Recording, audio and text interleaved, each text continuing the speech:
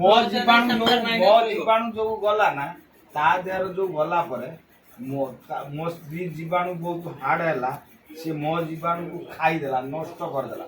ତ ମୁଁ କାମସୂତ୍ର ଆୟୁର୍ବେଦିକ ହିସାବର ମାନେ କଞ୍ଚା ଓଡ଼ିଆର ମୁଁ ଗୋଟେ ମୋ ଧାତୁ ଦେଲି, ତାଠେ ଜୀବାଣୁ ଅଛନ୍ତି।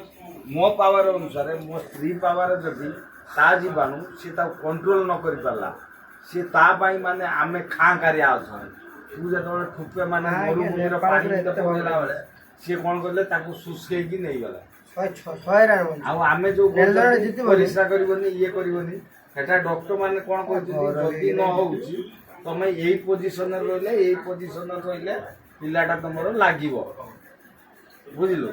ସିଏ ଆମେ ଯୋଉ ଆଉ ତମେ ପରିସ୍ରା କରୁ ହଗୁ ସିଏ ଧାତୁ ବୁଇ ଆସୁ ୱାନ୍ସ ଯଦି ତାର ପାୱାର ପଳେଇଛି ସିଏ ଗୋଟେ ହାୱା, ବୁଝିପାରୁଛୁ, ସିଏ ଗୋଟେ ଏୟାର। ଏୟାରର ଗୋଟେ ମଣିଷ ଛୁଆ ହଉଛି, ଏୟାରର ହଉଛି ମଣିଷ ଛୁଆ ହଉଛି। ତାପରେ ମନୁଆ ଯଦି ତୋ ସେଠି ପାୱାର ଅଧିକା ରହିଲା, ତୋର କମଜୋରି ରହିଛି ଏ ଭିଡିଓଟା ଡିଲିଟ ମାର। ବୁକା ଚୁଦା ପିଇଲା ବେଳେ ଭିଡିଓ କରିକି ବକ୍ତୁଦି କରିବ।